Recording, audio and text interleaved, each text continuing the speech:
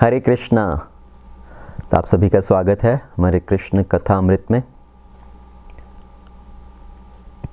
ओम अज्ञानतिमिरान्धस्य ज्ञानाञ्जनशलाकया चक्षुरुन्मिलितं येन तस्मै श्रीगुरवे नमः।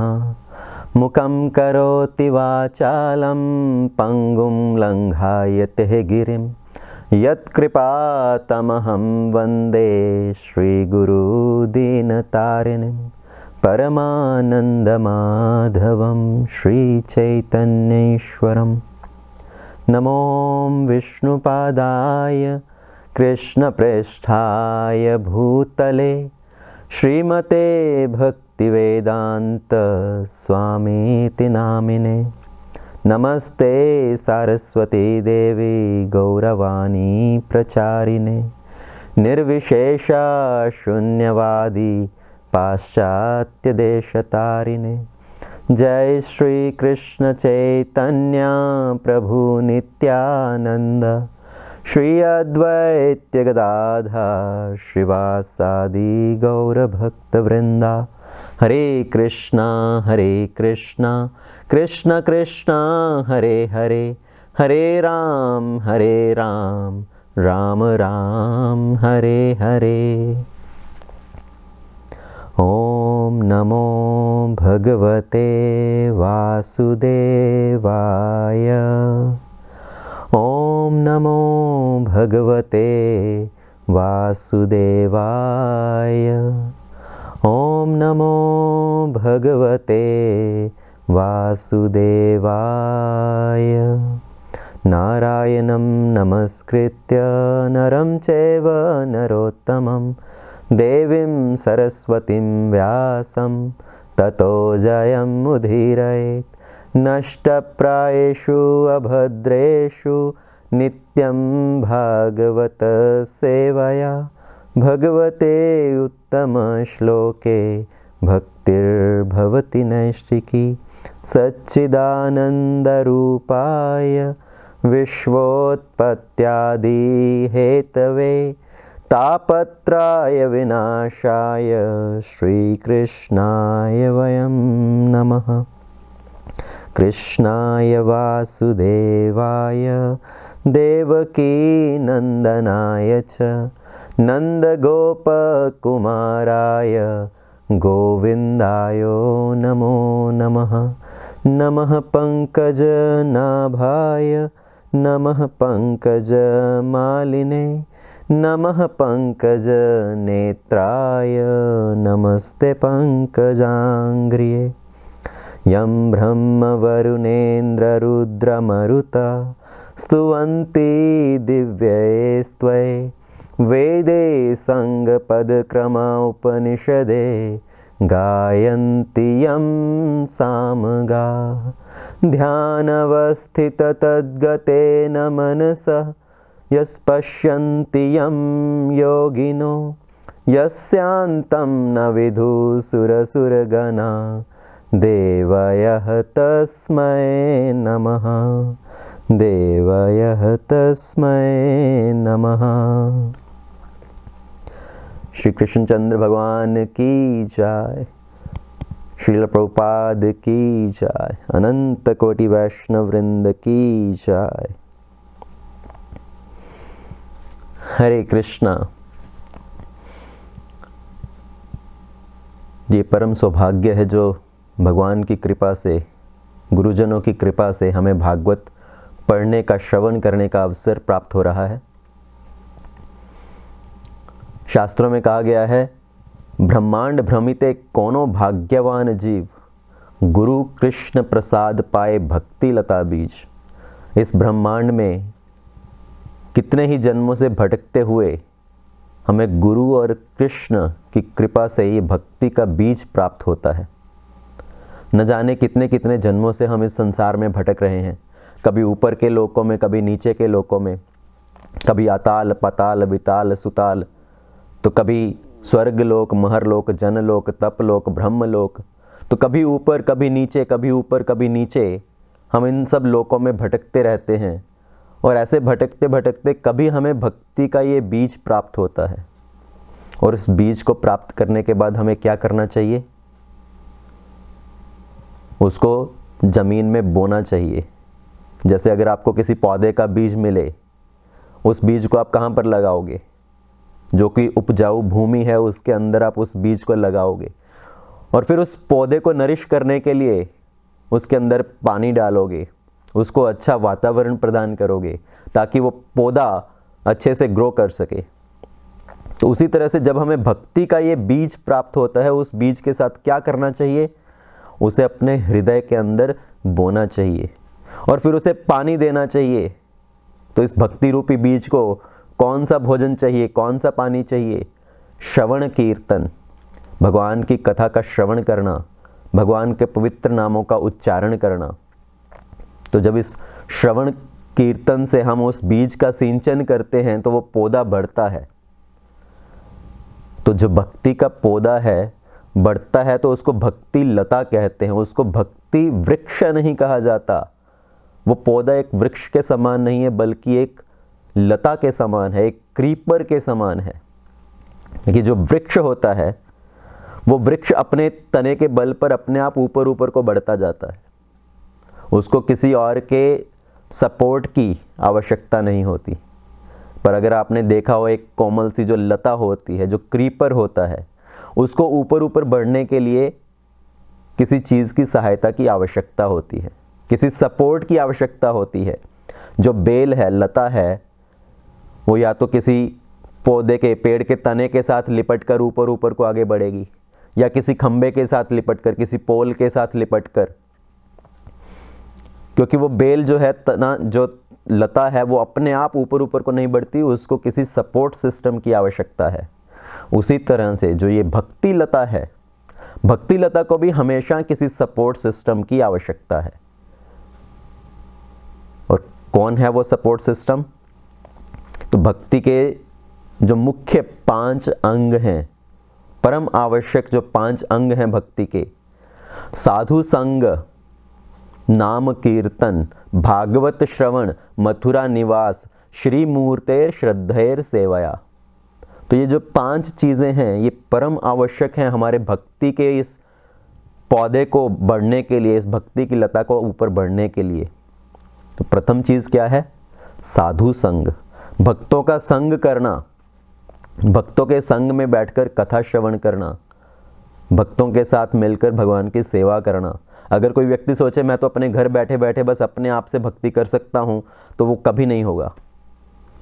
हमेशा इस हमारी भक्ति में हमें आगे बढ़ते रहने के लिए एसोसिएशन की आवश्यकता है, भक्तों के संग की आवश्यकता है। क्योंकि अगर भक्तों का संग नहीं करेंगे तो हमारा जो उत्साह है वो धीरे धीरे धीरे धीरे कम होता जाएगा। जैसे एक फ़ोन होता है, फ़ोन को आप जब इस्तेमाल करते हो तो शाम को वापस आके फ़ोन को चार्ज के लिए लगाते हो। अगर आप फ़ोन को चार्ज नहीं करते हो, क्या होगा? फ़ोन की जो बैटरी है वो डेड हो जाएगी। तो उसी तरह से हम जब अपना इस दुनिया में अपनी सब जिम्मेवारियां निभा रहे हैं, हम अपने सब कर्तव्य का पालन कर रहे हैं, इस संसार में बाहर जाते हैं कार्य करने के लिए, तो हमारी जो भक्ति है उसके ऊपर प्रभाव पड़ता है।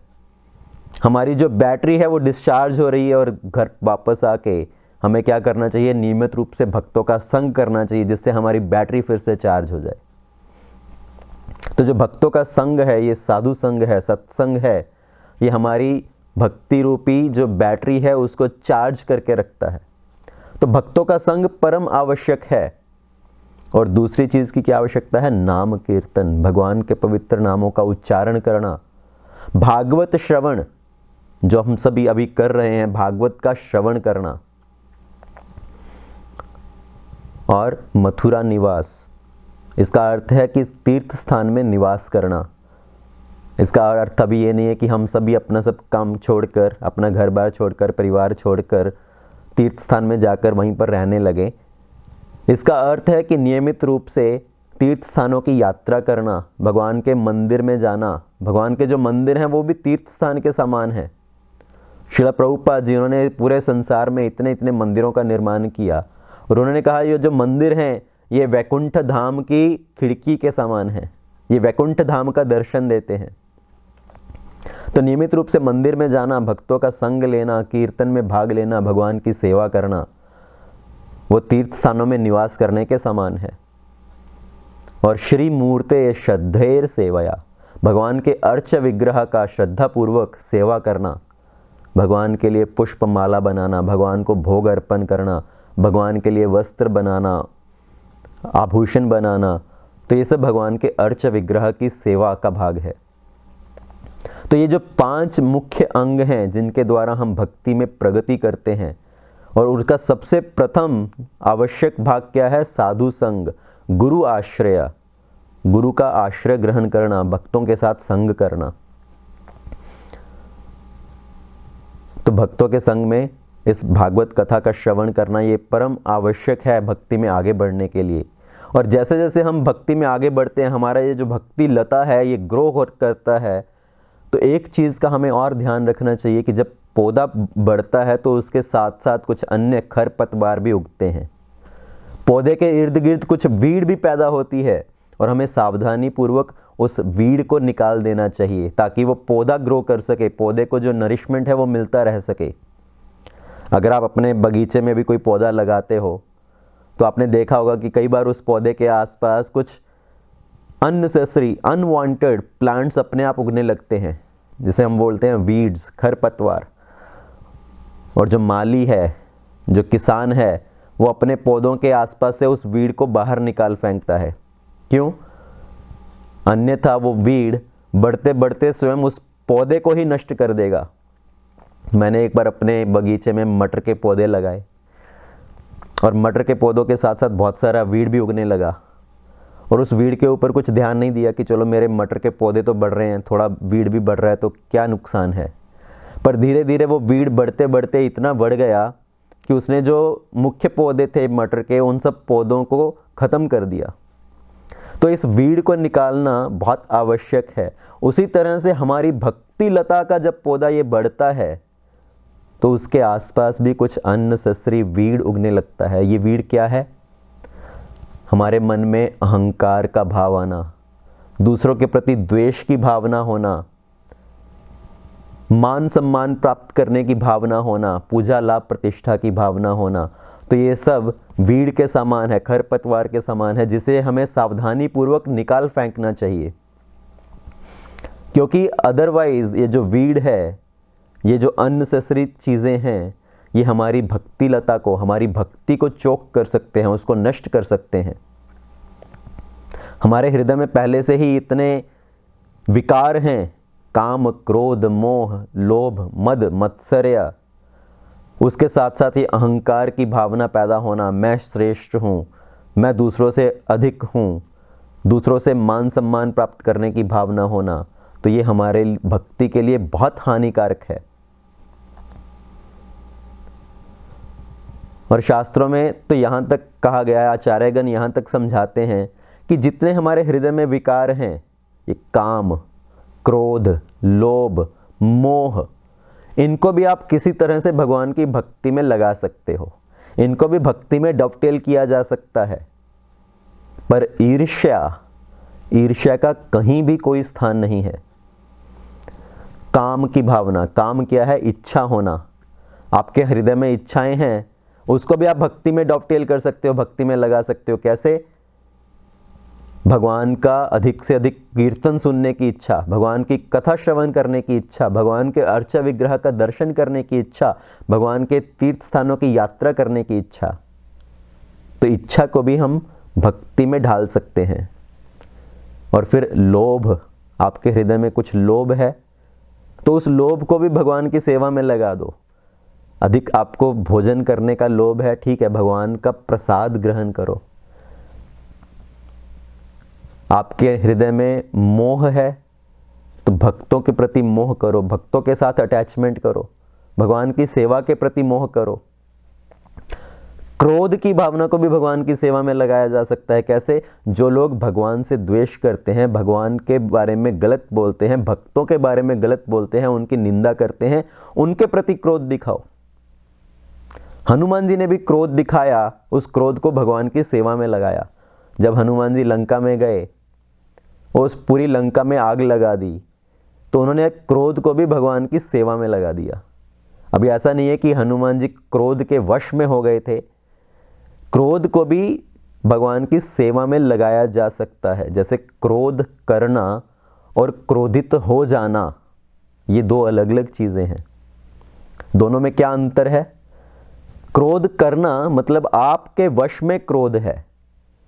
आपने किसी को समझाने के लिए, जैसे एक गुरु है वो अपने शिष्य को समझाने के लिए उसके ऊपर थोड़ा क्रोध करता है, माता पिता अपने बच्चे को समझाने के लिए उसके प्रति थोड़ा क्रोध करते हैं, पर अगले ही 2 मिनटों में वो क्रोध गायब, फिर से वापस नॉर्मल। ऐसा नहीं है कि वो पूरे क्रोध के वश में हो गए। तो क्रोध करना और क्रोधित हो जाना, इसमें क्या अंतर है? क्रोधित होने का अर्थ है कि आप क्रोध के वश में आ गए, क्रोध ने आपके ऊपर अपना पूरा कंट्रोल कर लिया। जब व्यक्ति क्रोधित होता है तो उसका पूरा शरीर कांपने लगता है, श्वास जोर जोर से चलने लगती है, उसका अपनी इंद्रियों पे ऊपर कुछ नियंत्रण नहीं रहता, और क्रोधित होने के बाद उसका प्रभाव लंबे समय तक रहता है। तो क्रोध करना और क्रोधित हो जाना, दोनों में बड़ा अंतर है। तो जो क्रोध है उसको भी भगवान की सेवा में लगाया जा सकता है, पर जो द्वेष की भावना है इसका कहीं कोई स्थान नहीं है। भगवान को ये दो, जो द्वेष की भावना है और जो अहंकार की भावना है, ये बिल्कुल प्रिय नहीं है। तो भगवान ने जब कालिया का दमन किया, कालिया दमन लीला का हमने गत दिवस में श्रवण किया। कालिया किस बात को दर्शाता है? द्वेष की भावना, दूसरों के अंदर जहर घोलने की भावना, भक्तों के बीच में भी जहर घोलने की भावना। और भगवान को ये द्वेष की भावना बिल्कुल पसंद नहीं है। इसलिए भगवान ने जब कालिया का दमन किया तो भगवान ने उसको वहां पर रहने का अनुमति नहीं दिया कि अभी आपको ये स्थान छोड़कर जाना पड़ेगा। भगवान ने कालिया का वध नहीं किया, उसका पूरा अहंकार, उसका पूरा ईर्ष्या को खत्म कर दिया, पर फिर भी भगवान ने उसको वृंदावन में, यमुना में निवास नहीं करने दिया। क्यों? क्योंकि भगवान ने कहा कि अभी आपका ब्रजवासी के बीच में जो फेथ होता है, जो विश्वास होता है, वो खत्म हो चुका है। एक बार विश्वास टूट चुका है तो उसको वापस बनाना बड़ा मुश्किल है। इसलिए अच्छा यही है कि इस स्थान को छोड़कर आप दूसरे स्थान पर चले जाओ। इसलिए कहा जाता है, रहीमन धागा प्रेम का मत तोड़ो चटकाए, जोड़े से फिर ना जुड़े। अगर प्रेम का धागा, हमारे संबंधों का धागा एक बार टूट जाए तो उसको वापस जोड़ना बड़ा मुश्किल है। जोड़े से फिर ना जुड़े, जुड़े तो गांठ पड़ जाए। अगर वापस आप जोड़ने का प्रयत्न भी करोगे तो कहीं ना कहीं तो वो गांठ रहेगा और वो फिर से वापस आ सकता है। जो आपस में कलह की भावना है, जब मन मुटाव की भावना है, कहीं ना कहीं से फिर से वापस आ सकती है। तो जो द्वेष की भावना है भगवान को बिल्कुल भी पसंद नहीं है। भगवान द्वेष भक्त के हृदय में बिल्कुल भी देखना नहीं चाहते। तो या तो हम अपने आप को भगवान को समर्पित कर दें, नहीं तो भगवान को हमें अपने आप को झुकाना आता है। और जब भगवान हमें झुकाते हैं तो फिर बड़ा कष्ट होता है। तो इसलिए उत्तम यही है कि हम अपने आप को भगवान को समर्पित करें, हमारा अहंकार, हमारा द्वेष की भावना को त्याग करें। तो ये पूरी कालिया दमन की लीला हुई, सब ब्रजवासियों ने ये लीला को देखा। 2 ऐसी लीला हुई जहां पर ब्रजवासी, सभी ब्रजवासी उस लीला में सम्मिलित थे और उनके अंदर भगवान के विरह का भाव था। 2 ऐसी लीला कौन कौन सी हैं जो पूरे ब्रजवासियों ने देखी? कुछ लीला ऐसी हैं जो भगवान सिर्फ जो गोप सखा हैं उनके साथ करते हैं, कुछ लीलाएं ऐसी हैं जो भगवान सिर्फ गोपियों के साथ करते हैं, पर कुछ लीलाएं ऐसी हैं जो सभी ब्रजवासी जिसमें शामिल हैं। जैसे गोवर्धन लीला, उसमें सभी ब्रजवासी शामिल थे जिनको भगवान के आसपास रहने का अवसर प्राप्त हुआ। और उसी तरह से ऐसी 2 लीला हैं जिसमें सभी ब्रजवासियों ने भगवान के प्रति विरह का भाव को सहन किया, विरह का भाव को महसूस किया। पहली लीला तो ये कालिया दमन लीला, जब भगवान कालिया के फनों में बंधे हुए थे, सभी ब्रजवासियों के अंदर इतना विरह का भाव था। और दूसरी लीला जब अक्रूर जी कृष्ण को लेने के लिए आए, मथुरा लेकर जाने के लिए, तो जब भगवान मथुरा जा रहे हैं अक्रूर जी के साथ, उस समय पर भी सभी ब्रजवासियों के अंदर इतना विरह का भाव था। और अभी जब कालिया का दमन हुआ, भगवान जब कालिया के फनों में कैद थे कुछ घंटों के लिए, उस समय पर सभी ब्रजवासियों की क्या स्थिति थी? सभी विलाप कर रहे हैं, सभी के आंखों में अश्रुधारा है, कुछ बेहोश हो के गिर रहे हैं। और जब अभी भगवान वापस बाहर आए जमुना से उस कालिया का दमन करने के बाद, तो सभी ब्रजवासी आए भगवान से मिलने के लिए कि हमारा कृष्ण, हमारा बालक वापस आ गया है। तो सबसे पहले नंद महाराज आए। नंद महाराज ने कृष्ण को गले लगाया, फिर यशोदा माता ने कृष्ण को गले में लगाया, उनको अपनी गोद में बिठाया। जितने भी एल्डरली वृद्ध गोपास थे, जितनी भी वृद्ध गोपियां थी यशोदा माता के समान, तो सभी आए, उन्होंने कृष्ण को अपने हृदय से लगाया, अपने गले से लगाया। जितनी भी यंग गोपियां हैं, लड़कियां हैं, वो भगवान को तिरछी नज़रों से देख रही हैं, क्योंकि अपनी शर्म की वजह से, जो उनके अंदर एक शर्म का भाव है, उसकी वजह से वो सीधा सीधा भगवान की ओर नहीं देखते हैं, सीधा सीधा कृष्ण की ओर नहीं देखते हैं। उनकी तरफ कैसे देखते हैं? वो तिरछी नज़रों से। और सभी गैया आई कृष्ण से मिलने के लिए। सभी गाय ने कृष्ण के आसपास एक पूरा गोल चक्कर बना दिया, एक सर्कल बना दिया। अभी गाय कृष्ण को कैसे मिल रही हैं? अभी गाय ऐसा तो है नहीं है कि अपनी दो आगे की टांग उठाकर कृष्ण को गले लगाएंगे। तो गैया कैसे मिल रही हैं? उन्होंने कृष्ण के इर्द गिर्द पूरा एक चक्कर बनाया। उनके आंखों में आंसू हैं, आनंद के आंसू, कि हमारा कृष्ण सुरक्षित है, वो सुरक्षित बाहर आ गए हैं।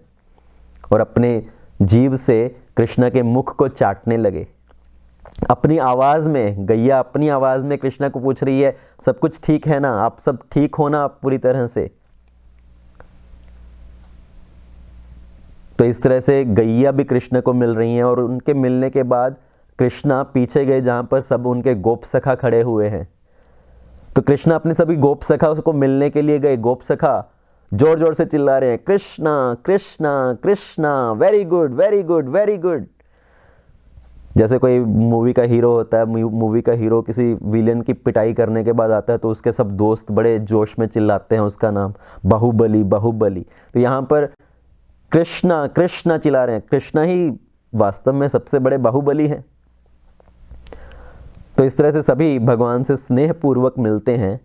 और माता यशोदा, उनके हृदय में क्या भाव है कि कृष्णा इतनी देर से घर से बाहर थे, इतनी देर से वो यमुना में थे, कालिया के फनों में कैद थे, कालिया के साथ युद्ध कर रहे थे, तो उनको अवश्य भूख लगी होगी। तो मुझे उनको कुछ भोजन खिलाना चाहिए, उनको कुछ खाने के लिए देना चाहिए। तो यहाँ पर गाय है, तो मुझे गाय का दूध दोहकर कृष्ण को गाय का दूध पिलाना चाहिए। तो माता यशोदा एक पहली गाय के पास गई, और जैसे ही उनको छुआ तो वो गाय वहां से भाग गई। प्राय गांव में भी, गैया में भी आपस में ये प्रतिस्पर्धा होती थी कि किसका दूध कृष्ण पिएंगे, किस गाय का दूध कृष्ण को पीने को मिलेगा। पर आज माता यशोदा ने पहली गाय को छुआ उनका दूध निकालने के लिए, तो वो गाय भाग गई। उन्होंने दूसरी गाय के पास जाकर जैसे ही दूसरी गाय को हाथ लगाया, दूसरी गाय भी भाग गई। तीसरी गाय को हाथ लगाया, तीसरी गाय भाग गई। माता यशोदा सोच रही, आज ये हो क्या रहा है, कोई गाय अपना दूध दूहने क्यों नहीं दे रही। पर गाय के मन में क्या भाव था, गैया इस तरह से क्यों व्यवहार कर रही है? गाय सोच रही है कि अभी कुछ समय पहले हमने इस यमुना का विषैला पानी पिया, उस विषैले पानी को पीकर हम मृत होकर गिर पड़ी थी। वो तो भगवान की कृपा है कि हम फिर से जीवित होकर उठ खड़ी हुई। पर अगर हमारे अंदर, हमारे शरीर के अंदर अभी भी उस विष का प्रभाव हुआ, और वो विष अगर हमारे दूध में चला गया होगा, और वो दूध अगर माता यशोदा निकालकर कृष्ण को पिलाएगी, अगर उस दूध में विष का प्रभाव हुआ और उससे कृष्ण को कुछ क्षति हुई तो क्या होगा? ये गाय के मन में ये भाव है, भगवान के प्रति गाय को चिंता का भाव है। So the cow is also caring for Krishna. ये है पर्सनलिज्म का भाव। तो भक्त के हृदय में भी क्या भाव होता है? मुझे भगवान की चिंता है, भगवान को समय पे भोग लगा कि नहीं लगा, भगवान की अच्छे से सेवा हुई कि नहीं हुई। लोग कई बार बोलते हैं, मूवीज में कई बार दिखाते हैं, अरे भगवान को आपकी सेवा की आवश्यकता नहीं है, आप क्या भगवान को खिलाओगे, वो तो पूरे संसार को खिलाने वाले हैं। जी हाँ, भगवान पूरे संसार को खिलाते हैं, भगवान पूरे संसार का देखभाल करते हैं, पर अपने आप को भगवान भक्तों के हवाले कर देते हैं कि ठीक है, आप जैसा मेरे साथ करना चाहते हो, मेरी जैसे सेवा करना चाहते हो आप करो, आप जैसे मुझे भोग लगाना चाहते हो, आप जैसे मुझे वस्त्र पहनाना चाहते हो। अन्यथा कोई अपने आप को किसी को छूने देगा क्या? अगर आपका कोई बालक है 5-6 वर्ष की आयु का, तो वो बालक भी अपने माता को पिता को क्या बोलता है? मैं कपड़े अपने आप पहन लूंगा, आप जाओ। छोटा बालक 3-4 वर्ष की आयु का होता है तो माता उसको कपड़े पहनाती है, उसको तैयार करती है, पर जैसे ही बालक थोड़ा बड़ा होने लगता है वो क्या करता है? नहीं, मैं अपने आप सब काम करूंगा, मुझे आपकी इस तरह की सहायता की आवश्यकता नहीं है। पर भगवान वो अपने आप को पूरी तरह से भक्तों के हवाले कर देते हैं। ठीक है, आप जैसे करना चाहते हो, जैसे मुझे वस्त्र पहनाना चाहते हो, जैसे मुझे खाना खिलाना चाहते हो। तो ये भगवान की कृपा है, जो भगवान हमें अपनी सेवा का अवसर प्रदान करते हैं।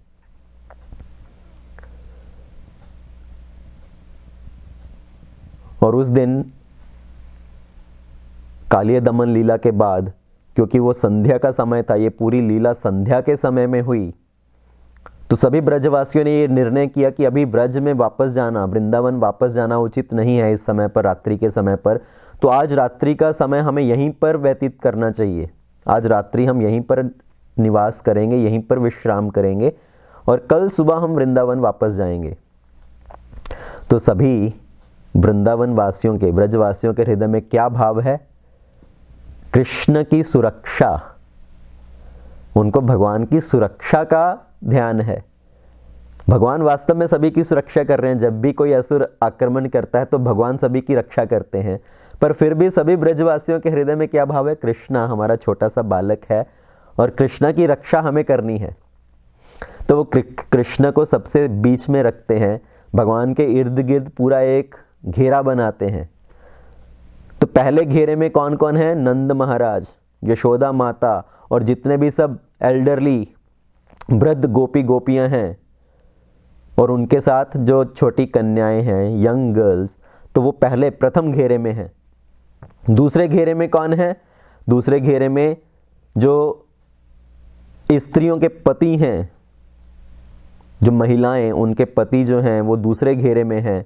और तीसरे घेरे में फिर से कुछ पुरुष हैं जो धनुष बाण धारण किए हुए हैं सभी की रक्षा करने के लिए। और चौथा घेरा है सभी जानवर, जितनी गाय हैं, जितने वत्स हैं, जितने अन्य जानवर हैं, वो चौथे घेरे के अंदर। और पांचवा घेरा फिर से उन पुरुषों का जो शस्त्र धारण किए हुए हैं सभी की रक्षा करने के लिए। तो इस तरह से कृष्ण के इर्द गिर्द 5 घेरे बनाए गए और सभी लोग वहां पर निवास कर रहे हैं। ब्रजवासी कितनी संख्या में हैं? हजारों हजारों गोप गोपियां और लाखों लाखों जानवर। नंद महाराज के 9 लाख गायें और जितने अन्य ब्रजवासी हैं उनकी भी सबके पास कितनी कितनी गायें और जानवर हैं। तो कितने बड़े बड़े घेरे बने होंगे, आप अनुमान लगाइए। तो भगवान के इर्द गिर्द सब इस तरह से गोल चक्कर बनाकर बैठ गए। जैसे महाभारत के युद्ध में हम सुनते हैं कि उन्होंने एक चक्रव्यूह की रचना की कि कोई भी उसके अंदर ना जा सके। तो उस तरह से यहाँ पर भगवान के इर्द गिर्द ये 5 घेरे बनाए गए उनकी रक्षा करने के लिए। तो सभी इस तरह से जब घेरे बनाकर बैठे थे, रात में विश्राम कर रहे थे, तो कुछ लोगों को नींद की झपकी आने लगी, कुछ लोग विश्राम कर रहे हैं। और उस समय पर, उस रात्रि में वहां पर क्या हुआ? एकदम से वहां पर ऐसा आभास हुआ कि आग लग गई है, जंगल में आग लग गई है।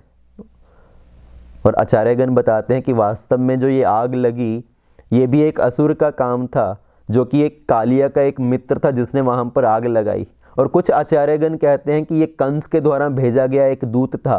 कंस को भी जैसे ही ये समाचार मिला कि ब्रज के एक बालक ने कालिया को भी अपने वश में कर लिया, कालिया को भी हरा दिया, उसका दमन कर दिया। तो कंस सोचने लगा अभी कुछ नहीं हो सकता, तो अपना सर पकड़ के बैठ गया, उसका सर चकराने लगा और उसने सोचा कि अभी ये सब ब्रजवासी यहाँ पर इकट्ठे हुए हैं तो ये अच्छा अवसर है, उस पूरे जंगल में आग लगा देनी चाहिए और सभी वहीं पर ख़त्म हो जाएंगे। तो उसने उस समय पर अपना एक आदमी भेजा वहाँ पर आग लगाने के लिए और उसको कहा कि आग लगाकर निकल जाओ बस वहाँ से। तो उस समय पर जंगल में आग लगी, किसी ने ध्यान जब किसी का गया अरे यहाँ पर आग लगी है तो चिल्लाने लगे आग आग आग, एक खतरा आ रहा है, यहाँ पर हमारी तरफ एक खतरा बढ़ रहा है, यहाँ पर आग लगी है। और सभी को किसकी चिंता है? कृष्ण की। पर साथ ही साथ सभी ब्रजवासियों को क्या ध्यान आता है कि संकट के समय पर कौन बचा सकता है? गर्ग मुनि जी ने क्या भविष्यवाणी की थी कि ये जो बालक है ये कृष्णा, इसके अंदर नारायण की शक्ति है। तो सभी ब्रजवासियों के अंदर ये भाव था कि कृष्ण के ऊपर नारायण की विशेष कृपा है। ये नहीं था कि वो स्वयं नारायण है, वो स्वयं भगवान है। उनको लगता था कि इनके ऊपर नारायण की विशेष कृपा है और हर संकट से ये ब्रजवासियों की रक्षा करेंगे। तो सभी ब्रजवासी कृष्ण की ओर देखने लगे, कृष्ण को पुकार रहे हैं, बलराम जी को पुकार रहे हैं, कृष्ण कृष्ण महाभाग हे राम अमितः विक्रमः एष घोर तमो वहिनस् तावकान ग्रस्ते हिना। हे कृष्णा महाभाग, हे राम, हे बलराम, हम सभी लोग जो आपके पूरी तरह से शरणागत हैं, जो आपके प्रिय हैं, उनकी तरफ ये खतरा आगे बढ़ा हुआ आ रहा है। यहाँ पर बहुत भयंकर आग लगी है। तो उस समय पर सभी जब कृष्ण की ओर ध्यान दे रहे थे तो कृष्ण ने क्या किया, एक क्षण में भगवान ने उस पूरी आग को बुझा दिया। एक क्षण में सब ब्रजवासियों ने देखा कि यहां पर आग लगी हुई है और दूसरे क्षण में जब देखा तो आग गायब। तो एक दूसरे की ओर देख रहे हैं कि यहां पर वास्तव में आग थी ना, तुमने देखा था ना यहां पर आग थी, तुमने देखा था ना यहां पर आग थी। तो सभी एक दूसरे के मुंह की ओर देख रहे हैं कि ये आग अभी तो यहां पर आग थी, अभी कहां गई। तो एक क्षण में भगवान ने उस पूरी आग को बुझा दिया, उसको वहां से गायब कर दिया। जैसे बादलों में बिजली चमकती है और एक क्षण में बिजली चमकती है और दूसरे क्षण गायब हो जाती है, उसी तरह से एक क्षण के लिए यहां पर सभी ने आग को देखा और दूसरे ही क्षण वो आग वहां से गायब। तो जो आग बुझाने की लीला है या आग का पान करने की लीला है, ये अग्नि, जंगल में अग्नि लगने वाली लीला वास्तव में 2 बार हुई। एक बार तो कालिया दमन के बाद उस रात्रि में जब सभी वहां पर विश्राम कर रहे थे तो वहां पर आग लगी, और दूसरी आग लगने की लीला हुई जिस दिन भगवान ने प्रलंबासुर का वध किया। बलराम जी ने जिस दिन प्रलंबासुर का वध किया उस दिन भी जंगल में आग लगी। वो लीला का हम आगे चल के अभी श्रवण करेंगे। तो ये पहली आग लगने की जो घटना हुई और भगवान ने एक क्षण में और पूरी आग को वहां से गायब कर दिया। और आचार्यगण बताते हैं कि ये जो आग लगना है ये किस बात को दर्शाता है, तो इसकी भी चर्चा हम दूसरी आग लगने वाली लीला का जब श्रवण करेंगे, जब भगवान ने उस आग को पी लिया। Krishna swallowed that forest fire. तो उस समय पर हम इस बात का भी चर्चा करेंगे कि इसका तात्विक अर्थ क्या है, ये आग लगना किस बात को दर्शाता है। तो उस पूरे कालिया दमन लीला के बाद सभी ब्रजवासी अपना अगले दिन वापस घर को गए और इस तरह से भगवान की लीलाएं आगे चलती गई। भगवान एक दिन फिर से अपने सभी गोपाल बाल को लेकर, गोप सखा को लेकर जंगल में जाते हैं भगवान, गैया को चराने के लिए, अपना पिकनिक मनाने के लिए। तो फिर से जंगल में भगवान किस तरह की लीला करते हैं, आपस में सभी गोप सखाओं के साथ खेलना। और किस किस तरह के खेल खेलते हैं यहाँ पर सुखदेव गोस्वामी जी परीक्षित महाराज को वर्णन कर रहे हैं कि कृष्णा बाकी सभी गोप सखाओं के साथ किस किस तरह के खेल खेलते हैं। कभी कभी अन्य पक्षी पक्षियों का, उनका नकल करना, उनकी आवाजें निकालना, एक दूसरे के साथ आगे आगे भागना और दूसरे को जाकर पकड़ना, जैसे बचपन में हम भी ये सब खेल खेलते थे, सभी भागेंगे और एक व्यक्ति जाके उनको छूने का प्रयत्न करेगा, तो छू छली का। और दूसरी गेम होती है कि एक के आंखों पे पट्टी बांधना, उनको ब्लाइंड फोल्डेड करना, और फिर वो व्यक्ति दूसरों को पकड़कर उनको पहचानने का प्रयत्न करेगा कि ये कौन है, ये दूसरा कौन है। Hide and seek. और कभी कभी सभी गोपाल सखाओं को दो पार्टियों में बांटना, दो टीम्स में विभाजन करना, और उनके साथ फिर टग एंड वॉर खेलना, एक रस्सी को दोनों तरफ से पकड़ के एक दूसरे की तरफ खींचना कि कौन सी टीम अधिक बलशाली है और दूसरी टीम को अपनी तरफ खींच कर ले जाएगी। तो टग ऑफ वॉर की गेम। तो आप सभी ने भी हो सकता है अपने बचपन में ये सब खेल खेले हो। तो इस तरह से भगवान अपने गोपाल सखाओं के साथ इस तरह के खेल खेलते हैं। ऐसे ही एक दिन जब भगवान खेल रहे थे तो उन्होंने सोचा कि चलो अभी हम टग ऑफ वॉर खेलेंगे, और जो टीम अधिक बलशाली होगी, जो टीम दूसरों को हराएगी, तो हारने वाली टीम को जीतने वाली टीम के जो खिलाड़ी हैं उनको अपने कंधों पर उठाकर लेकर जाना पड़ेगा। तो बलराम जी और कृष्णा, उन्होंने सभी गोपाल बालों को अपनी अपनी टीम में विभाजित करना शुरू किया। कृष्ण ने एक सखा को लिया, बलराम जी दूसरे सखा को, कृष्णा एक और सखा को, तो बलराम जी एक और सखा को। इस तरह से उन्होंने दो टीमों में सबका विभाजन किया। और उस समय पर वहां पर एक राक्षस का भी आगमन हुआ। वो राक्षस कौन था? प्रलंबासुर, जो कंस का भेजा हुआ एक अन्य असुर था। अब ये सब कालिया दमन लीला और अन्य इतने असुरों का वध करने के बाद कंस के मन में भी भय बैठ चुका था कि ये कृष्णा, इसके ऊपर नियंत्रण पाना बड़ा मुश्किल है। उसने तो कालिया तक का दमन कर दिया, जो इतना बड़ा सांप था, इतने इतने युगों से उस नदी में निवास कर रहा था, उसको भी वहां से भगा दिया। अभी उसको कौन हरा सकता है? तो कंस भी अपना सर पकड़कर बैठ गया। कंस एक तरह से अचेत हो चुका था, मूर्छा में जा चुका था। उस समय पर प्रलंबासुर कंस के पास गया। प्रलंबासुर कंस को कहता है, महाराज मुझे भी एक मौका मिलना चाहिए। इतने असुरों ने उस बालक का वध करने का प्रयत्न किया, सभी नाकामयाब रहे, पर आप एक मुझे मौका दीजिए। और कंस ने जैसे ही उसकी बात सुनी, कंस अपना सर हिलाने लगा। कंस सोच रहा था अभी ये भी जाएगा, इसका भी जाने का समय है। इस असुर का क्या भाव है, इस असुर की क्या स्थिति है? जैसे एक मौत होता है, एक तरह का मच्छर या कीड़ा जो अग्नि की ओर बड़ा आकर्षित होता है, अग्नि की तरफ बढ़ता है और अग्नि में जलकर भस्म हो जाता है, फायर मॉथ। तो ये जो राक्षस है ये भी फायर मॉथ के समान है, जो आग की ओर जाना चाहता है, अपने आप को आग में डालना चाहता है। तो जब इस असुर ने बोला कि नहीं नहीं, आप मुझे भी एक अवसर दीजिए, मैं अवश्य आपका सहायता करूंगा, आपका काम करूंगा, तो कंस ने कहा ठीक है, आप भी जाओ। तो कंस को पता था अभी ये वापस तो आने वाला है नहीं। पर ये असुर, इसने क्या योजना बनाई कि कृष्णा, बलराम, इनको मारना बड़ा मुश्किल है, और मैं क्या करूंगा, मैं इनका अपहरण करके लेकर आऊंगा। किसी तरह से इनको अपहरण करके मैं कंस के पास लाके कंस को सौंप दूंगा। तो ये प्रलंबासुर उस भाव से गया, और प्रलंबासुर ने सोचा कि कृष्णा के ऊपर वश करना शायद मुश्किल होगा। ये बलराम, मुझे बलराम का अपहरण करना चाहिए।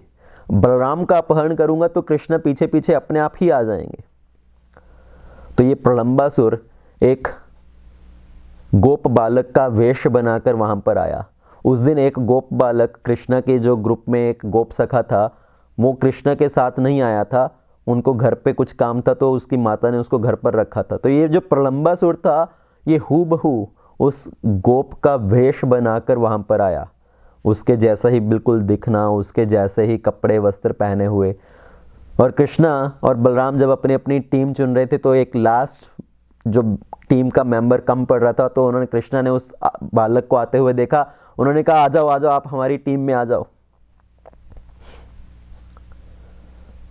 कृष्णा देखते ही पहचान गए कि वास्तव में तो ये जो बालक है, ये कोई असुर है जो उस गोप का भेष बनाकर आया है, पर बाहर से भगवान यही दर्शा रहे हैं कि हमें आपकी जो योजना है उसके बारे में कुछ नहीं पता और हम तो अपना खेल खेल रहे हैं।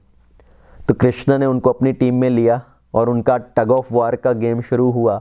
और उस गेम में जो कृष्ण की टीम है वो बलराम जी की टीम से हार गई।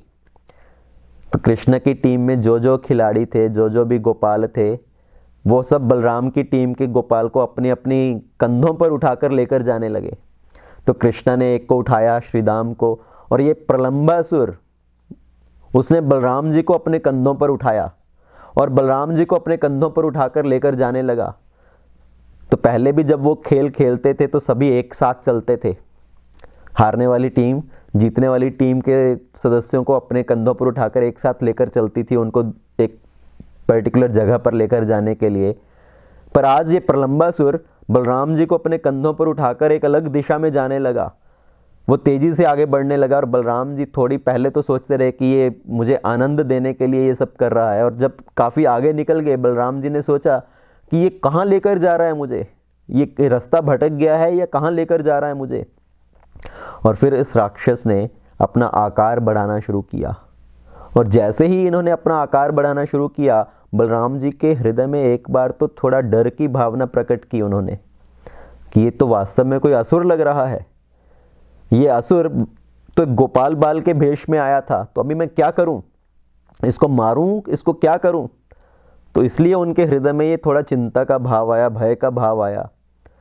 उन्होंने कृष्ण को पुकारा, कृष्णा ये तो कोई असुर लग रहा है, क्या करना चाहिए मुझे। देखिए बलराम जी भी कृष्ण की इंस्ट्रक्शंस ले रहे हैं कि मुझे क्या करना चाहिए। कृष्ण उनको बोल रहा है, दाऊ भैया डरिए मत।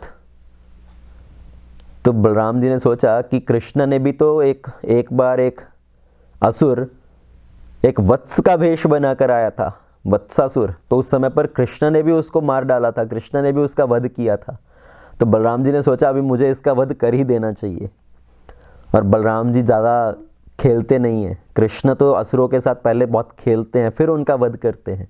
पर बलराम जी ज़्यादा खेलने में विश्वास नहीं करते, वो एकदम से बस मार डालते हैं। जैसे धेनुकासुर को एक बार घुमा घुमा कर मारा और वो मर गया। तो आज प्रलंबासुर जब उसने अपना असली रूप प्रकट किया तो बलराम जी ने उसके सर पर एक घूंसे का प्रहार किया और वो असुर अपने मुख से खून की उल्टियां करते हुए वहीं पर मरकर गिर पड़ा। तो इस तरह से बलराम जी ने एक ही मुक्के के प्रहार से उस प्रलंबासुर का वध किया। और सभी गोपाल बाल जब प्रलंबासुर का वध करके बलराम जी वापस आए, उनको पता चला कि वो एक असुर था, तो सभी गोपाल बाल बलराम जी की जय जयकार करने लगे, Balram Balram Balram, very good very good very good. तो बलराम जी ने प्रलंबासुर का वध किया। और ये प्रलंबासुर था कौन? तो गर्ग संहिता में इसका वर्णन आता है कि जब प्रलंबासुर था ये अपने पूर्व जन्म में एक गंधर्व हुहु नाम के गंधर्व का पुत्र था, विजय। एक बार कुबेर के बगीचे से उन्होंने कुछ पुष्प चुराए और कुबेर ने क्रोधित होकर उनको श्राप दे दिया, तो इसलिए वो असुर बना। और बलराम जी ने उस असुर प्रलंबासुर का वध किया। और ये प्रलंबासुर कौन से अनर्थ को, कौन से विकार को दर्शाता है? तो आचार्यगण कहते हैं प्रलंबासुर जो दूसरे जेंडर के प्रति जो काम की भावना है, ऑपोजिट जेंडर के प्रति जो लस्ट की भावना है, ये उसको दर्शाता है। ये प्रलंबासुर मोड ऑफ पैशन, रजोगुण और तमोगुण के प्रभाव को दर्शाता है। जब प्रलंबासुर जो कभी हृदय में सम्मान प्राप्त करने की भावना, पूजा लाभ प्रतिष्ठा की भावना उत्पन्न होती है, जो कि रजोगुण का प्रभाव है, कि प्रलंबासुर उस बात को दर्शाता है। और हमारे हृदय में जो मोड ऑफ पैशन रजोगुण है, जो तमोगुण है, उसको कौन नष्ट कर सकता है? उसको नष्ट करने के लिए हमें गुरु की कृपा चाहिए। जब गुरु की वाणी हमारे हृदय में प्रवेश करती है, जब गुरु की इंस्ट्रक्शंस, उनके जो दिए हुए आज्ञा है, उनकी दी हुई जो शिक्षाएं हैं, जब वो हमारे हृदय के अंदर प्रवेश करती हैं तो हमारे हृदय के जो विकार हैं वो नष्ट होते हैं। हमारे हृदय में जो रजोगुण तमोगुण का प्रभाव है वो नष्ट होता है। तो इसीलिए बलराम जी कौन हैं? बलराम जी हैं गुरु तत्व।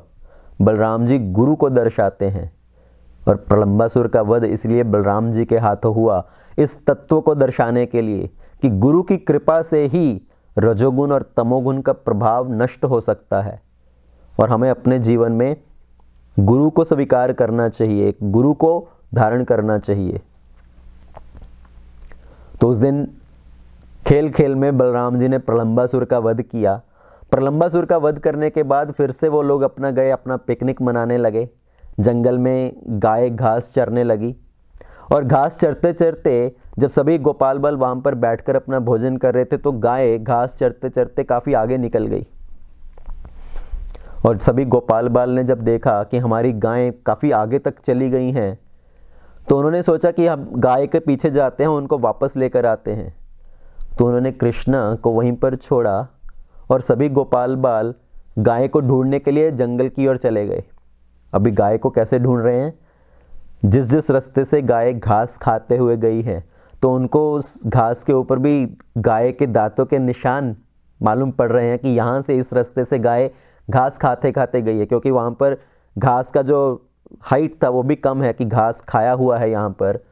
तो देखते देखते सभी गोपाल बाल भी गाय के पीछे पीछे जाने लगे और उस समय उस जंगल में जहाँ पर सभी गाय दूर तक चली गई थी तो सभी, जब गाय उस जंगल में थी, रास्ता भटक चुकी थी, तो उस जंगल में आग लगी। और यहां पर बताया जाता है कि ये जो आग लगी, ये आग लगाने का काम किसने किया? ये भी प्रलंबासुर का एक मित्र था, एक असुर, जिसने उस पूरे वन में आग लगा दी कि मेरे मित्र का इन्होंने वध किया, अभी मैं इनसे बदला लेने के लिए यहां पर पूरा आग लगा देता हूं। इस आग में सभी फंसकर, इस आग में जलकर सभी नष्ट हो जाएंगे। तो पूरे जंगल में जब आग लग गई, सभी गाय पहले ही रास्ता भटक चुकी थी, उस आग में जब वो फंस गई तो वो गाय रुदन करने लगी, गाय जोर जोर से चिल्लाने लगी और गोपाल बाल भी सभी गाय का पीछा करते करते वहां पर आए। तो देखा वहां पर इतनी आग लगी हुई है, हमारे सब तरफ से हम आग से घिर चुके हैं। तो सभी गोपाल बाल भी विलाप करने लगे, सभी गाय जोर जोर से चिल्ला रही हैं। और कृष्ण ने जब दूर से गाय के चिल्लाने की आवाज सुनी तो कृष्ण भी अपनी बांसुरी बजाते बजाते उस दिशा की ओर जाने लगे। बांसुरी बजाते बजाते कृष्ण सभी गाय को संकेत दे रहे हैं, चिंता मत करो, मैं हूं ना, आप सब चिंता क्यों कर रहे हो? तो भगवान भी अपनी बांसुरी बजाते बजाते उस स्थान पर पहुंचे। सभी गाय ने, गोपाल बाल ने जब देखा कि कृष्ण आ चुके हैं तो सभी गाय कृष्ण के इर्द गिर्द चली गई और सभी गायें और गोपाल बाल उस चारों तरफ से आग से घिरे हुए थे। और भगवान ने उनको बोला, आप किसी तरह की कोई चिंता मत करो। और उस समय पर भगवान ने अपने सभी गोपाल बाल को बोला कि आप लोग आंखें बंद कीजिए, आप लोग अपनी अपनी आंखें बंद करके जमीन पर बैठ जाओ, जमीन पर लेट जाओ। तो आचार्यगण यहां पर बड़ा सुंदर समझाते हैं कि भगवान ने उन सभी गोपाल बाल को आंखें बंद करने के लिए क्यों कहा, और सभी गोपाल बाल ने आंखें बंद भी की। देखिए सभी तरफ आग लगी हुई है और भगवान बोल रहे हैं आंखें बंद कर लो। उस स्थिति में वास्तव में तो सभी आंखें खोल कर रखना चाहते हैं कि कहीं आग मेरी और बढ़ तो नहीं है, सब तरफ देखते रहना चाहते हैं कि आग हमारे कितना पास आ रही है। पर भगवान ने उनको एक बार कहा कि आप आंखें बंद कर लो और उनको भगवान के ऊपर इतना विश्वास है कि एक बार कहने पर अपनी आंखें बंद करके सब लोग वहां पर जमीन पर लेट गए। हमारे जीवन में भी क्या होता है, भगवान हमें क्या कहते हैं, चिंता मत करो। तो उस समय पर सभी गैया को, गोपाल बाल को भी भगवान वही बोल रहे थे कि चिंता मत करो, और सभी पूरी तरह से निश्चिंत हो गए। भगवत गीता में भी भगवान हमें यही कहते हैं कि चिंता मत करो, मैं तुम्हारे सब पापों को हर लूंगा, तुम मुझे शरणागत हो जाओ।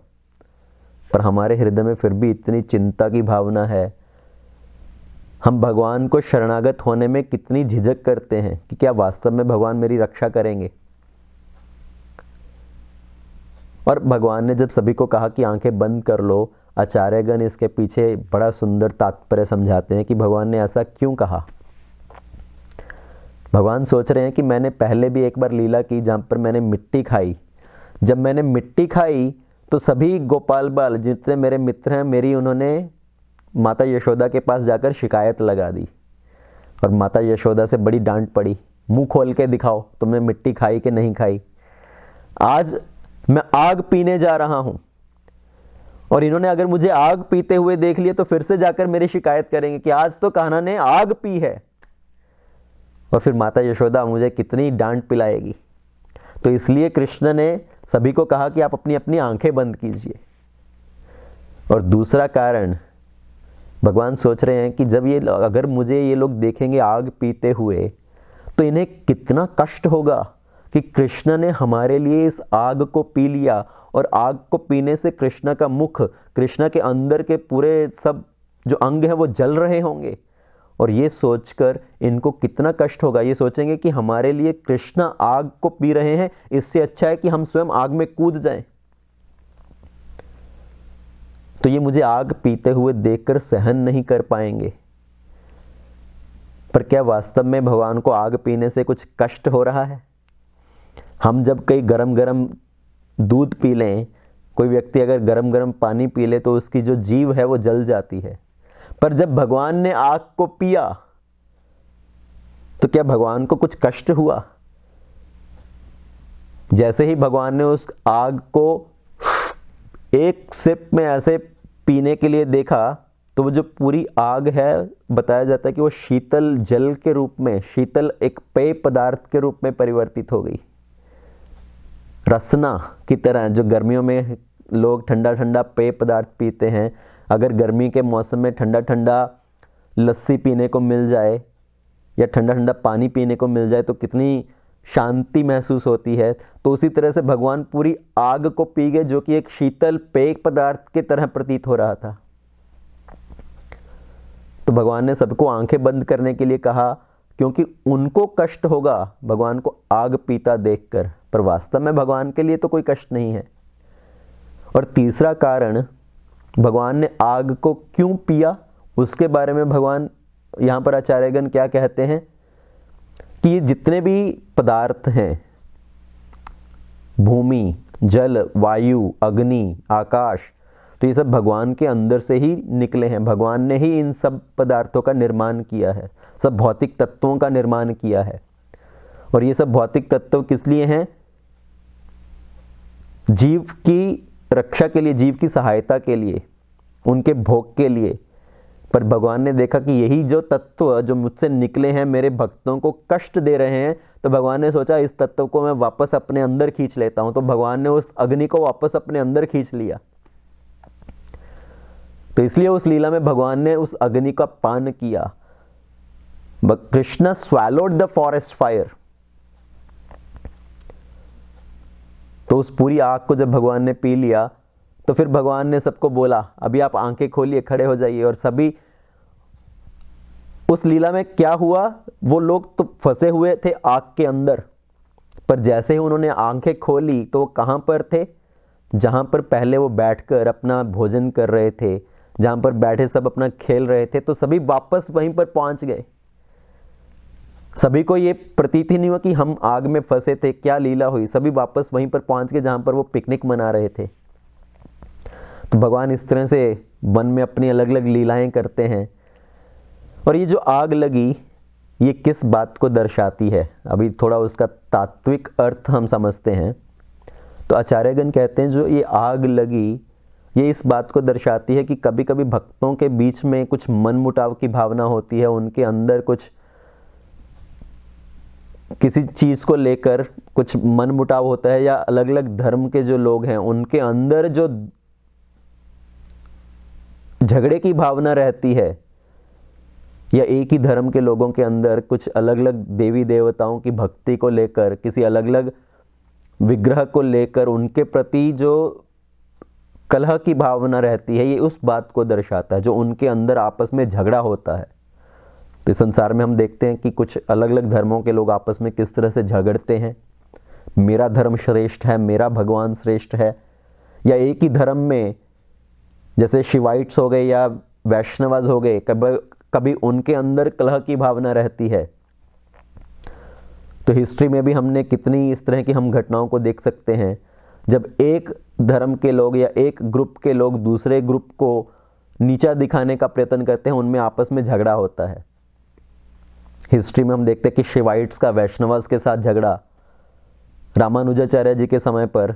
रामानुजाचार्य जी जो एक परम वैष्णव थे, जो वैष्णविज्म का प्रचार कर रहे थे, उस समय पर एक राजा था जो शिव का भक्त था, शिवाइट था। उसको रामानुजाचार्य जी के प्रति बड़ा द्वेष की भावना थी कि ये वैष्णव का प्रचार कर रहे हैं, ये बोलते हैं विष्णु श्रेष्ठ हैं। तो एक बार उन्होंने रामानुजाचार्य जी को अपने महल में आमंत्रित दिया।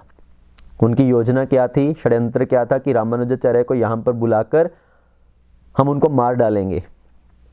पर उनकी इस योजना का रामानुजाचार्य जी के जो एक शिष्य थे कुरैशी, उनको पता चला, और कुरैशी ने अपने गुरु को बचाने के लिए क्या किया, उनके साथ उनके सब वस्त्र, अपने सब वस्त्र उनके साथ परिवर्तित किए कि आप मेरे वस्त्र पहनो, मुझे अपने वस्त्र दो।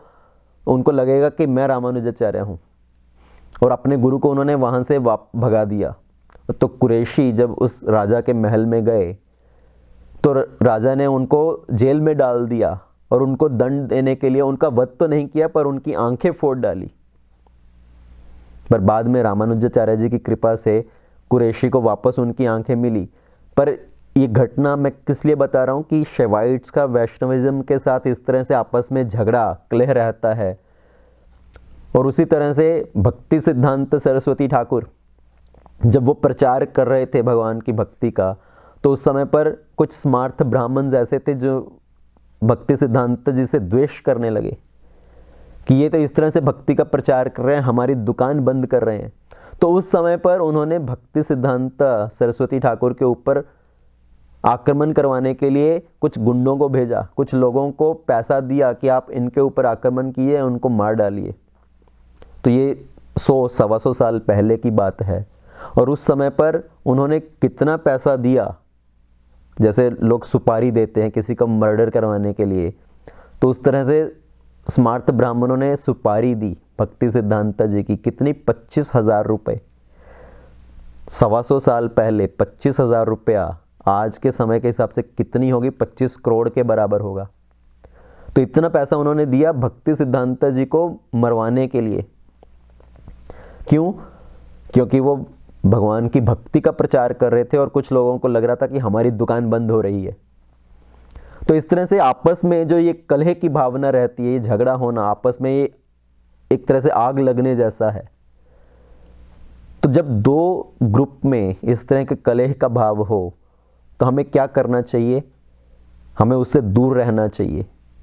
अगर हम उस आग को बुझा सकते हैं, अगर हम उनमें आपस में सुलह करवा सकते हैं तो अच्छी बात है, पर अगर हम उनमें सुलह नहीं करवा सकते तो हमें चाहिए कि हम उससे दूर रहें।